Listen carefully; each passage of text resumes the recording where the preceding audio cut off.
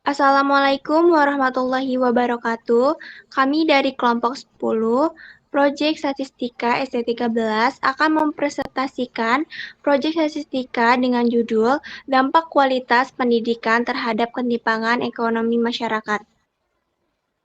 Berikut ada anggota kelompoknya. Lalu yang berikutnya ada daftar isi. Pertama-tama kita masuk di daftar isi. Bab 1 pendahuluan. Isinya 1.1 latar belakang, 1.2 rumusan masalah, 1.3 tujuan. Bab 2 tinjauan pustaka, 2.1 definisi kualitas pendidikan, 2.2 definisi ketimpangan ekonomi, bab 3 metodologi, 3.1 data, 3.2 pengumpulan data, 3.3 menganalisis data.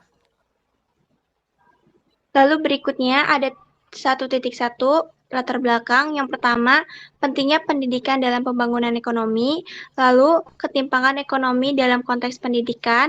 Yang terakhir ada dampak jangka panjang dari kualitas pendidikan terhadap ekonomi. Baik, di rumusan masalah, yang pertama itu adalah bagaimana akses pendidikan yang tidak merata mempengaruhi ketimpangan pendapatan. Yang kedua, apakah kemiskinan menjadi hambatan utama dalam memperoleh pendidikan berkualitas? Yang ketiga itu adalah bagaimana kualitas pendidikan mempengaruhi peluang kerja dan pendapatan masyarakat. Selanjutnya ada tujuan. Di sini tujuannya yaitu untuk mengetahui pengaruh akses pendidikan yang tidak merata terhadap ketimpangan pendapatan, untuk mengetahui apakah kemiskinan menjadi hambatan utama dalam memperoleh pendidikan berkualitas, dan untuk mengetahui pengaruh kualitas pendidikan terhadap peluang kerja dan pendapatan masyarakat. Tinjauan pustaka 2.1 Definisi kualitas pendidikan. Menurut Aceh Suryadi dan HAR Tilaar, kualitas pendidikan merupakan kemampuan lembaga pendidikan dalam mendayagunakan sumber-sumber pendidikan untuk meningkatkan kemampuan belajar seoptimal mungkin.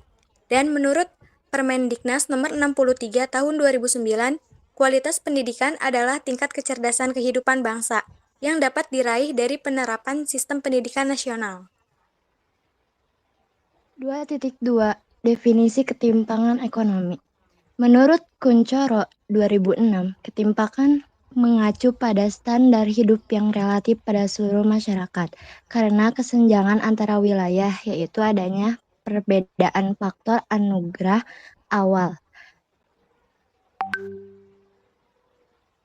Selanjutnya, jenis data dan peubah serta skala peubah. Jenis data yang kami gunakan adalah cross-section. Lalu skala peubah yang kami gunakan yang pertama ada persentase kemiskinan kabupaten kota di Jawa Barat. Lalu yang kedua ada jumlah sekolah menengah atas di Jawa Barat. Yang ketiga jumlah masyarakat yang lulus SMA. Dan yang keempat ada jumlah angkatan kerjanya ada lulusan SMA. Dan yang terakhir rata-rata pendapatan per kapita. Baik, kita masuk ke bab 3, metodologi 3.1 data. Data yang kami gunakan untuk penelitian ini yaitu data sekunder. Jenis-jenis peubah yang kami gunakan, skala peubah yang pertama persentase kemiskinan kabupaten atau kota di Jawa Barat. Yang kedua jumlah sekolah menengah atas di Jawa Barat. Yang ketiga jumlah masyarakat yang lulus SMA. Yang keempat jumlah angkatan kerjanya adalah lulusan SMA. Dan yang kelima rata-rata pendapatan per kapita. Menggunakan grafik scatter plot. Selanjutnya 3.2 pengumpulan data.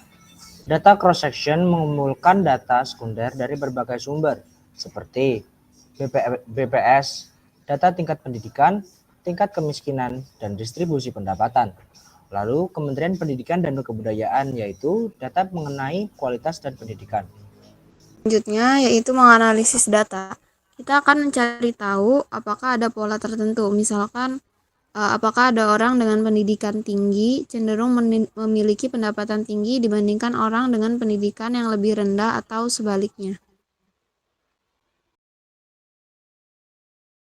Sekian presentasi proyek statistika dari kelompok 10. Kurang lebihnya mohon maaf. Wassalamualaikum warahmatullahi wabarakatuh. Terima kasih.